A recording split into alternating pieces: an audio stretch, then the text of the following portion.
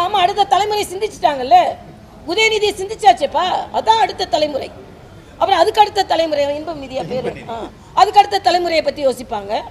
So அதுதான் அது அவங்க ஓப்பனாக ஒத்துக்கிட்டாங்க.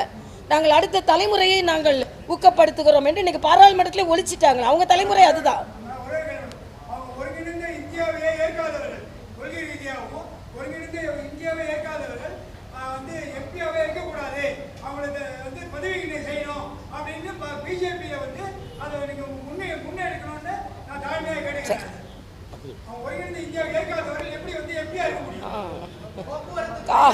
காலிஸ்தானை பற்றிலாம் இன்னைக்கு பதவி ஏற்கிறாங்கன்னா அந்த நாடு எங்கே போய் கொண்டு இருக்கிறது?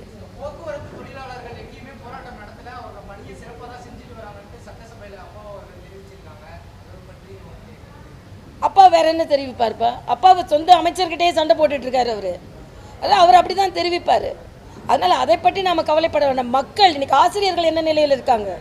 இன்னைக்கு நீங்கள் பார்த்தீங்கன்னா இன்னைக்கு ஆசிரியர்களும் அரசு ஊழியர்களும் இன்னைக்கு தபால் வாக்குகளில் தென் சென்னையாக இருக்கட்டும் மற்ற பல இடங்களில் பார்க்க தபால் வாக்குகள் நாங்கள் தான் அதிகமாக வாங்கியிருக்கோம். மக்களின் மனநிலை அதில் பிரதிபலிக்கிறது.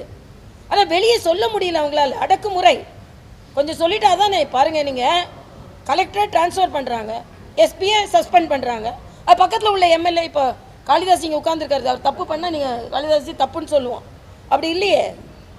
அதனால இவங்க அடக்குமுறை அது எக்காலமிட்டு கொண்டு இருக்கிறார்கள்.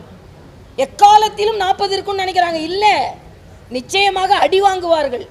2026 அவர்களுக்கானது அல்ல என்பதை இன்றைய நான் பதிவு செய்கிறேன்.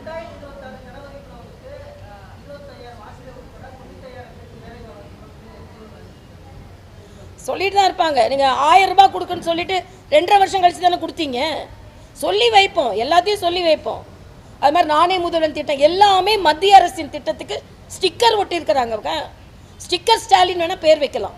இன்றைக்கி வைக்கிற எல்லா திட்டங்களும், ஏன்னா எனக்கு தெரியும், நான் அட்மினிஸ்ட்ரேஷனில் இருந்திருக்கேன். இன்றைக்கி அட்டல் திட்டம் என்பது தான் இவங்க மாணவர்கள் திட்டம். அதுக்கு வெளிநாடுகளுக்கு அனுப்புகிறாங்கல்ல, அது அட்டல் திட்டம். அதில் குழந்தைகளை நன்றாக படிக்க வைத்துட்டு அவங்களுக்கு வெளிநாடுக்கு போய் அவங்களை பயிற்சி எடுத்துகிட்டு கொண்டு வர திட்டம். எல்லா திட்டமும் மத்திய அரசின் திட்டம். இன்றைக்கி கலைஞரின் வீடு கட்டு திட்டம் என்ன திட்டம்? பிரதமரின் வீடு கட்டும் திட்டம் தான். ஆக எல்லாத்தையும் நீங்கள் ஸ்டிக்கர் ஒட்டிக்கிறீங்க, அவ்வளவுதான். மக்களுக்கு நாங்கள் இதை எடுத்து சொல்லும் கடமையில் இருக்கிறோம். நாங்கள் நன்றி பார்த்தோம். அவர்கள் திட்டம் அதுக்கு வெளிநாடுகளுக்கு அனுப்புகிறாங்கல்ல, அது அட்டல் திட்டம். அதில் குழந்தைகளை நன்றாக படிக்க வைத்துட்டு அவங்களுக்கு வெளிநாடுக்கு போய் அவங்களை பயிற்சி எடுத்துகிட்டு கொண்டு வர திட்டம்.